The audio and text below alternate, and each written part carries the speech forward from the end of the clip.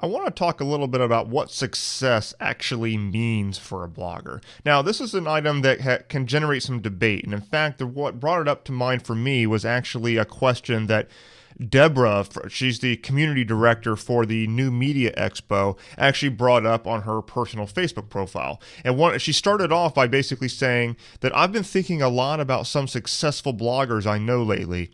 They have big names, but the income they bring in from blogging isn't very much.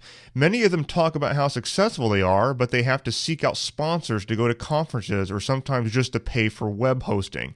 And she goes on from there, and it's a very valid point. There's way too many people out there who are talking about how successful they are, or allowing people to assume that they really know what they're doing in terms of blogging success, but yet they can't seem to pay for just basic necessities, or they've got a day job. And it kind of leads to the whole question is, okay, exactly how successful are you really, and are you just acting? Now, there is a whole thing out there about fake success. There's a lot of people that do this. They portray themselves as successful, yet they hardly make any real money from their websites.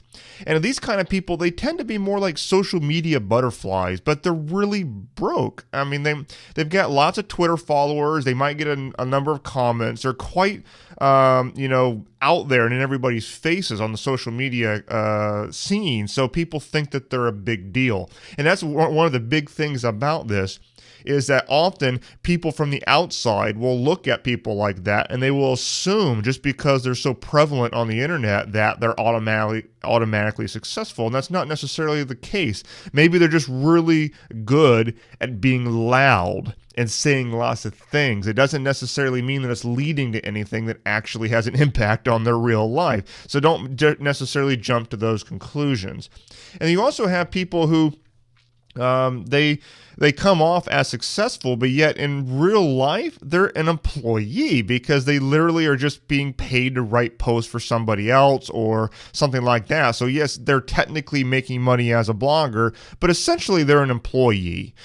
So I don't look at it necessarily the same way. I don't take anything away from them, but I don't look at it the same way.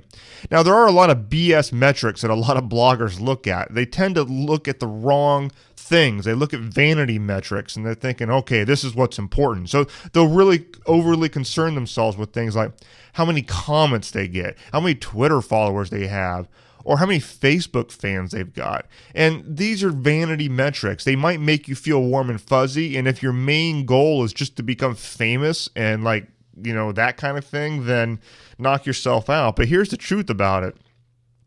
How many comments you get on your site does not translate into anything valuable.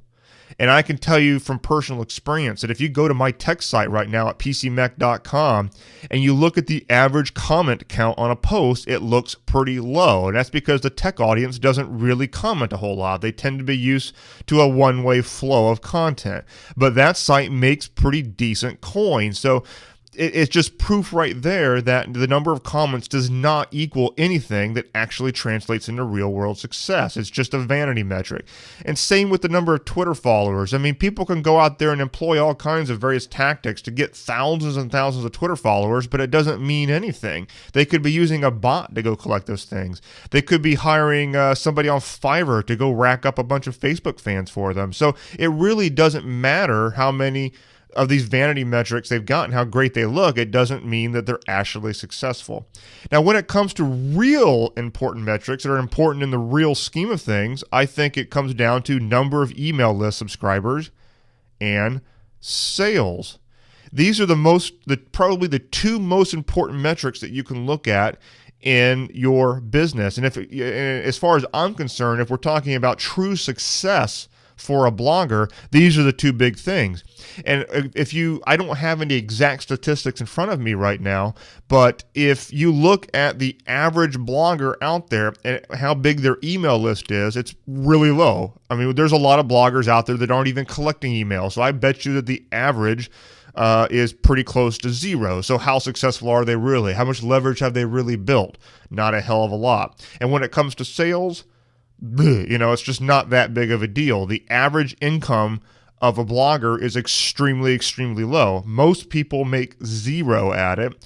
And then you got other people out there who might be making $500 a month or even $1,000 a month, and they're thinking that they've made the big time, because as a percentage basis, actually making $1,000 a month as a blogger is pretty high. You're actually in the upper echelon of income for bloggers, sadly enough. But yet, in the real world, we know that you can't even get close to living on only $1,000 a month. So those people who make truly full-time incomes at this stuff, they are truly in the upper 1/10% of echelon in terms of income made by blogging. I look at that as a model of true success, not the people who are making 500 to 1,000. Now, even though they are successful compared to a whole lot of other bloggers, but it all goes to say that being Twitter famous doesn't mean anything. It's not truly success. Now, all that comes down to the point of, obviously for some people, income is not necessarily their goal here. Blogging is just a hobby for them, and success is defined differently for that kind of people. So I definitely don't want to take anything away from anybody who's blogging for fun. But if business is a goal of ours, then we need to concentrate on the right things here. Lots of fame doesn't necessarily mean that you're successful. It doesn't mean anything at all. Some of the most famous quote-unquote people that I've seen on social media, they have day jobs because they can't afford to make ends meet otherwise.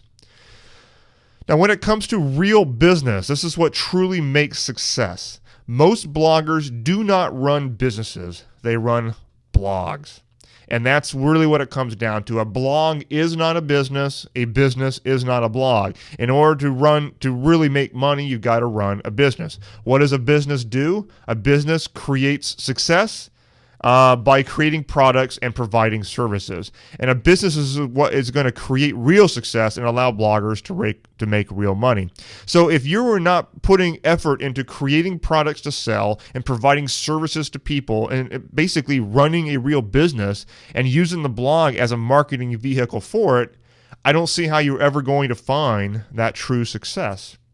And as we wrap this up, I just want to make the point that Twitter followers and comments does not a business make.